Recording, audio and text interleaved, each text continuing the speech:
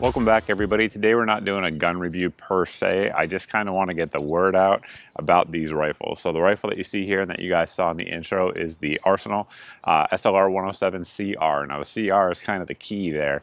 I personally have been waiting for these to come back in stock since before I even had a channel.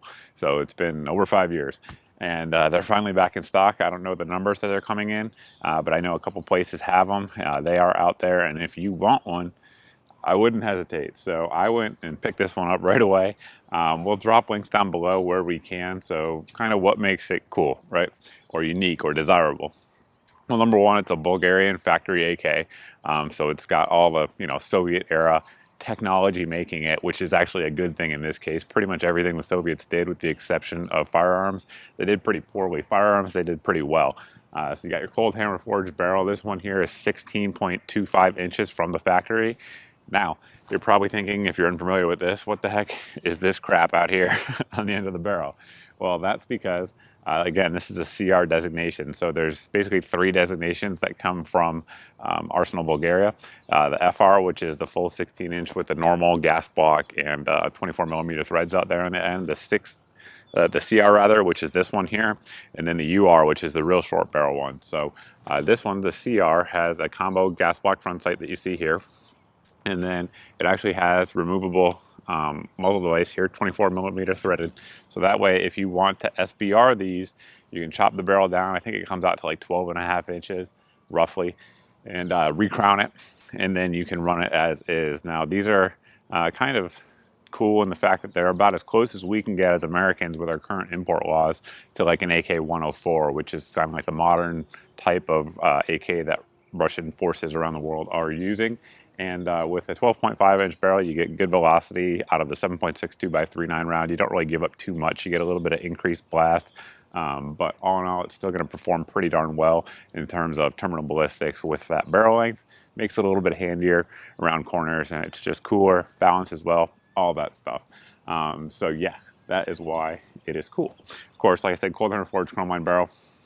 The gas block is the combination type that you see there. Then the gas tube is normal. So if you want to fit any type of furniture on there, anything that fits standard AKM pattern rifles will work. Rear sight here is a little bit different than your standard AK. It's actually designed for the 12.5-inch barrel. So it's in terms of your adjustments, they're going to be a little bit off. If you leave it in the 16-inch configuration like we have here, it's designed to go out to 500 meters rather than the 8 or 1,000, depending on the year of production of the rifle. We do have a side rail here for mounting optics or anything like that. It is a side folder as well, so you can fold this one up. Mine is freaky tight, but you can fold it up to a compact package, and you can imagine there, if you didn't have that piece on the end, it gets a little bit more compact, which is cool. Then of course it locks in pretty darn solidly there when you open it up. Has a little latch there to catch it, of course.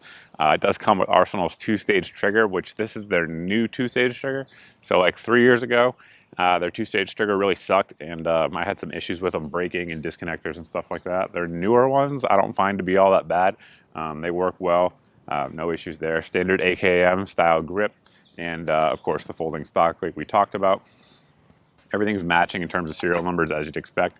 Safety's super tight, but again, that's a user preference. You can make it a little bit looser if you want to. But yeah, this one's been 100% reliable to date. I've only put about 160 rounds through it. The reason I did that was just to test function, because basically when I'm done with this video, I'm gonna go inside, fill out a Form 1, send that thing off to the ATF, so that way we can cut and chop the barrel and make this an SBR and get it back to its, sort of AK-104-ish lineage where it belongs and as it was designed to be. Another thing I should mention there before I close the video out that I just thought of as I was looking at it is that this one here, I'm assuming it's going to be the same for all of them, at least in this current batch, is super overgassed. So like all AKs are overgassed, generally speaking, at least Comblock made ones. And this one is even more so, because a lot of people were asking me if it had a regulator inside there to account for the 16-inch barrel. I'm going to go ahead and say no, I haven't pulled it yet, But I'm telling you, if it doesn't, if it does, there's a serious problem with the gun.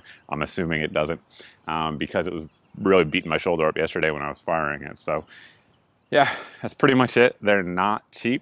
I think right now they're going for around $1,200 to $1,300. However, if you were to try to find one of these 6 months ago, it'd be going for about $2,000 or more, because they were just really hard to find and rare.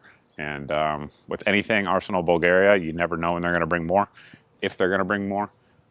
So if you want one, now's the time. That's pretty much it, guys.